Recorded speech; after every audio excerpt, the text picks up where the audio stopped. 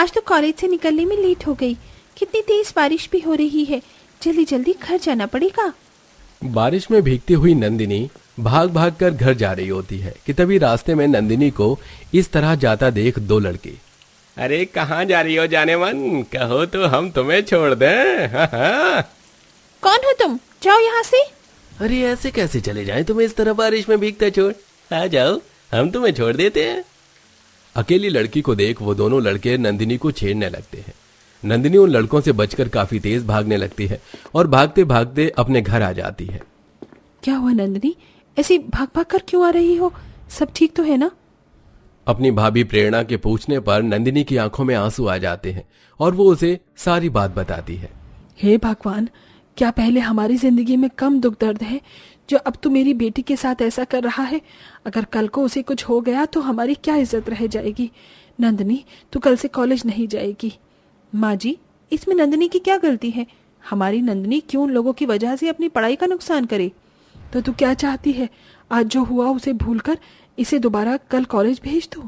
अगर कल को इसके साथ कोई अनहोनी हो गई तो कौन करेगा इससे शादी?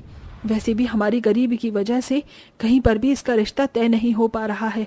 ऊपर से अगर इसके दामन में कोई दाग लग गया तो मेरी बेटी तो जीते जी मर जाएगी। अपनी माँ की ऐसी बातें सुन नंदिनी काफी ज्यादा रोती है। नंदिनी के परिवार में उसके पिता आनंद और भाई रमेश फैक्ट्री में मजदूरी का काम करके अपने घर का खर्चा चलाते थे।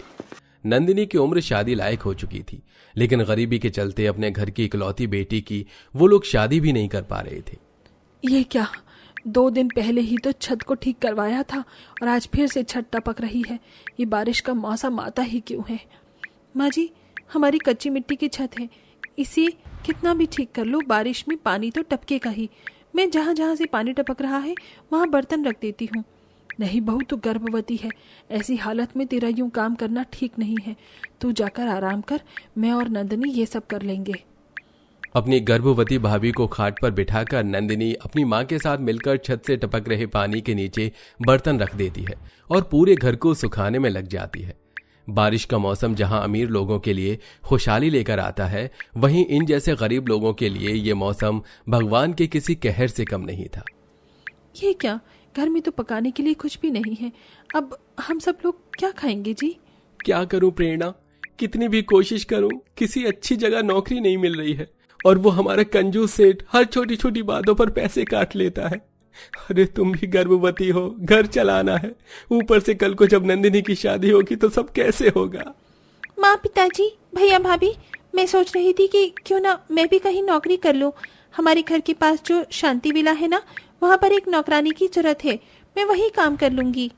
अपने घर के हालात देखते हुए सभी को मजबूरन नंदिनी की बात माननी पड़ती है और अगले दिन नंदिनी उस बड़े से बंगले में साफ सफाई और खाना बनाने का काम करती है। नाश्ता तैयार कर लिया तुमने? जाओ, इसे मेरे बेटे के कमरे में ले जाओ। अपनी मालकिन हेमा की बात सुन नाश्ते की ट्रे लिए नंदिनी जैसे ही आरव के कमरे का दरवाजा खोलती है तो सामने से अचानक आरव आ जाता है, जिसके चलते नंदिनी का बैलेंस बिगड़ता है और वो गिरने वाली होती है कि तभी आरव उसे पकड़ लेता है। अरे आप ठीक तो है ना? मैं ठीक हूँ, मुझे माफ कीजिएगा, मैंने आपको देखा नहीं। मैं अभी आपके लिए दोबारा नाश्ता बना कर लाती हूँ।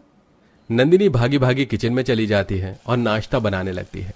नंदिनी की बातें सुन और उसे देख आरव को नंदिनी पहली नजर में ही पसंद आ जाती है और अब आरव धीरे धीरे नंदिनी से प्यार करने लगता है और हर वक्त उसे देखता रहता है। बेटा, अगर नंदिनी को देख लिया हो तो खाने पर ध्यान दे दो। अरे ये कैसी बातें कर रही हैं माँ आप, भला मैं उसे क्यों देखूंगा? तेरी माँ हूँ बेटा मैं, सच बता, तू नंदिनी को पसंद करता है ना? नंदिनी हमारे घर की नौकरानी है, लेकिन मैं उसे इस घर की बहू बनाना चाहता हूँ। सच कहूँ तो नंदिनी मुझे भी काफी पसंद है। कल ही जाकर उसके रिश्ते की उसके घर वालों से बात करते हैं। अपनी माँ की बात सुन आरव बहुत खुश होता है और अगले दिन ही हेमा आरव नंदिनी के घर जाकर उसके घर वालों से उसका रिश्ता मांगते हैं। इतने बड़े घर से अपनी बेटी के लिए रिश्ता आता देख पूरा परिवार काफी खुश होता है। अरे हमें तो यकीन नहीं हो रहा कि हमारी बेटी का रिश्ता इतने बड़े घर में तय हो रहा है। लेकिन भाई साहब, बहन जी, एक छोटी सी समस्या है। शादी आपको इसी महीने में करनी होगी, वरना अगले 3 साल तक शादी का कोई भी मुहूर्त नहीं है। तो कोई बात नहीं, हम इसी महीने ही शादी कर लेंगे। भाई साहब, बहन जी, आपको तो कोई दिक्कत नहीं है ना? आनंद और लाजवंती इसके लिए हाँ कर देते हैं, लेकिन जैसे ही वो लोग वहां से जाते हैं, हे भगवान, अब हम क्या करें? इस बारिश के मौसम में इतनी गरीबी में हम अपनी बेटी की शादी कैसे करेंगे? माँ परेशान मत हो, अगर भगवान ने चाहा तो हमारी नंदिनी की शादी इसी बारिश में होगी, वो भी हंसी खुशी। ऐसे ही कुछ दिन गुजर जाते हैं और गरीब परिवार में बेटी की शादी की रस्में शुरू हो जाती हैं। अरे प्रेरणा बहू, इतनी बारिश में तू सुबह सुबह कहाँ चली गई थी? देख, पूरी भीग गई है। मना किया था ना तुझे ऐसी हालत में बाहर जाने को। माँ जी, आज नंदिनी की मेहंदी है। हमारे पास तो इतने पैसे हैं नहीं कि हम उसकी धूमधाम से मेहंदी की रस्म कर सके। नंदिनी की शादी के लिए मैंने कई सपने संजो रखे थे कि इस तरह उसकी मेहंदी करूंगी, इस तरह हल्दी की रस्म करूंगी, नाचूंगी, गाऊंगी, लेकिन इस गरीबी ने तो सारे सपने चकनाचूर कर दिए हैं। तो बस ये मेहंदी के पत्ते लेने के लिए गई थी ताकि इन्हें पीसकर अपनी ननंद के हाथों में शादी की मेहंदी लगा सकूं। प्रेरणा की बात सुन लाजवंती की आंखों में भी आंसू आ जाते हैं, जिसके बाद दोनों सास बहू मेहंदी के पत्तों को पीसती हैं और नंदिनी के हाथों में मेहंदी लगाती हैं। तभी अचानक बाहर जोरों की बारिश शुरू हो जाती है, जिसके चलते छत से पानी टपकता है और नंदिनी के हाथों की मेहंदी खराब होने लगती है। हे भगवान, ये क्या? इस टपक रहे पानी की वजह से तो सारी मेहंदी खराब हो रही है। कोई बात नहीं माँ, लगता है मेरे नसीब में शादी की मेहंदी भी नहीं लिखी। नंदिनी की बातें सुन लाजवंती और प्रेरणा की आंखों में आंसू आ जाते हैं। ऐसे ही अगले दिन हो जाता है और आज नंदिनी की हल्दी की रस्म होती है। दोनों सास बहू घर में रखी हल्दी से नंदिनी की रस्म को पूरा करते हैं। अब ये हल्दी तुम पर से उतरेगी ना, तो देखना कैसा तुम्हारा रंग हीरे की तरह चमकेगा। दोनों सास बहू नंदिनी को हल्दी लगा ही रहे थे कि तभी बारिश की वजह से उनके घर के अंदर सीलन हो जाती है, जिससे घर के अंदर पानी आने लगता है। ये क्या हो रहा है? कल मेहंदी की रस्म में छत से पानी टपक रहा था और आज हल्दी की रस्म में ये। लगता है भगवान चाहता ही नहीं कि मेरी शादी हो। मेरी वजह से आप लोगों को कितनी परेशानी हो रही है। नहीं नंदिनी, ऐसा मत कहो। हमें तो बल्कि खुशी है कि आखिरकार तुम्हारा घर बसने जा रहा है, वो भी इतने अच्छे परिवार में। अब चाहे कुछ भी हो, तुम्हारी शादी तो हम करके ही रहेंगे। 2-3 दिन गुजर जाते हैं और आज नंदिनी की शादी होती है। ससुराल से आई शादी के जोड़े को पहनकर नंदिनी तैयार हो जाती है। जहां शादी वाले घर में फूल और लाइटों से डेकोरेशन की जाती है, वहीं शादी का ये घर काफी सूना था। बारातियों के लिए दोनों सास बहू घर में ही खाना बनाकर तैयार कर देती हैं, जिसे देख बाराती बोलते हैं, हेमा तो कहती थी कि मैं अपने बेटे के लिए कोई राजकुमारी लेकर आऊंगी, लेकिन ये तो अपने घर की नौकरानी को ही अपनी बहू बना रही है। किन फटीचरों के घर में इसने रिश्ता जोड़ा है?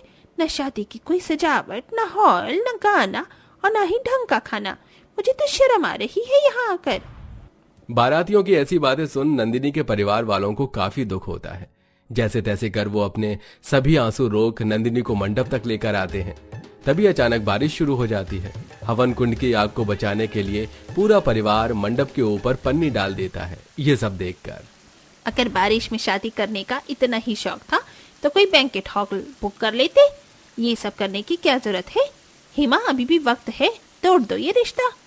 ऐसा मत बोलिए, हमारी बेटी की जिंदगी का सवाल है। हम आपके सामने हाथ जोड़ते हैं। समधन जी, ये आप क्या कह रही हैं? हमारे सामने हाथ मत छोड़िए। और तुम लोग अगर इतनी ही प्रॉब्लम है तो चले जाओ यहाँ से। भूलो मत, ये मेरी समधन है। अगर इन्हें कुछ कहा तो मुझसे बुरा कोई नहीं होगा। हेमा का जवाब सुन कई लोग वहां से मुंह बनाकर चले जाते हैं, जिसके बाद अब सारे रीति रिवाज से शादी होती है और विदाई का वक्त आ जाता है। हम जानते हैं कि आपने कितने मुश्किल हालात में इस बारिश में अपनी बेटी की शादी की है, लेकिन आप घबराइए मत। हम आपकी बेटी पर कभी कोई अत्याचार नहीं करेंगे, बल्कि मैं तो इसे अपनी बेटी बनाकर रखूंगी। रमेश भैया, मैं जानता हूँ अगर मैं आप लोगों की पैसों से मदद करूंगा तो आप लोग मेरी मदद नहीं लेंगे, इसलिए मैं चाहता हूँ कि आप मेरी कंपनी ज्वाइन करें और मेरे साथ काम करके अपने पूरे परिवार को एक अच्छी जिंदगी दें। आरव की बात सुन सारा परिवार काफी खुश होता है, जिसके बाद अब नंदिनी विदा होकर ससुराल चली जाती है और हंसी खुशी रहती है। वहीं रमेश और आरव कंपनी में पार्टनरशिप के तौर पर काम करते हैं, जिससे धीरे धीरे अब उनके परिवार की हालत ठीक होने लगती है और अब रमेश का परिवार भी हंसी खुशी बिना किसी परेशानी के जिंदगी जीता है।